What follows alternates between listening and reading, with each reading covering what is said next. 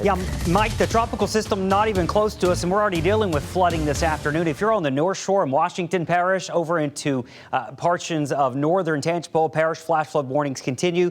Picayune was underwater a couple of hours ago. Things are finally winding down there, and we've got another flash flood warning down into St. James Parish. And you can see a couple little bullseyes today.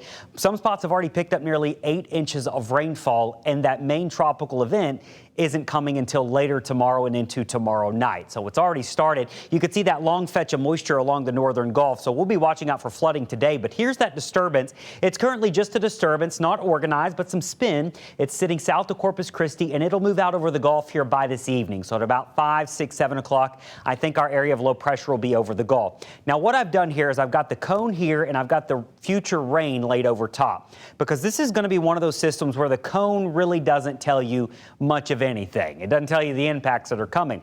We've got a weak tropical storm south of Houston by tomorrow morning. Maybe it's Tropical Storm Arthur. Look where all the rain is. There's going to be about 30 to 40 mile per hour wind shear in the upper atmosphere, pushing these showers away from that developing center. So that's why I think while landfall could be anywhere from Houston to Lake Charles to maybe Lafayette, all the rain's going to get blown to the east of this thing. So I really do think from Lake Charles, Lafayette, Baton Rouge, New Orleans, this corridor is where we're going to see the most significant flooding. In other words, South Louisiana.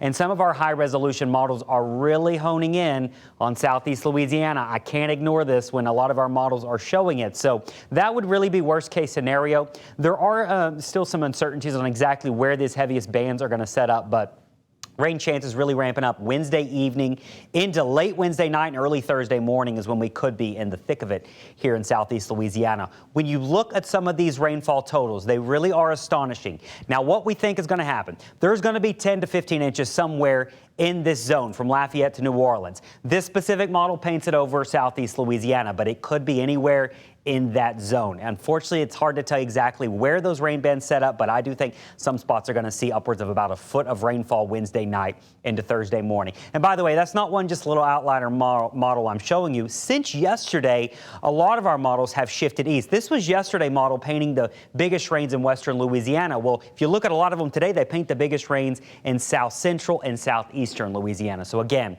it's not a fluke here, I don't think, on what we're seeing with our models. I think it's a trend east with our heaviest rain. That's my main concern. And regardless of this being Arthur or not, we do have some tropical storm watches from Morgan City back to the west.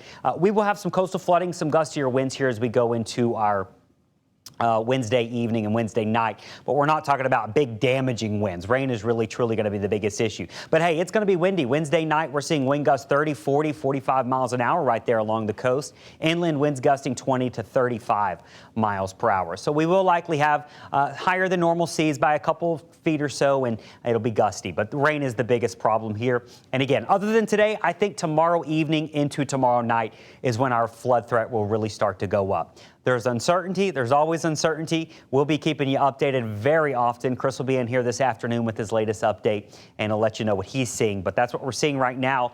And then this will all clear out by the end of the work week. I think Saturday and Sunday, it's back to just normal summery weather where it's hot and humid. So again, tropical storm watch is in effect for Morgan City to the west. The rest of us will be choppy there for your Wednesday and Thursday. It will not be pleasant to be out in the Gulf as those winds get above 30 knots.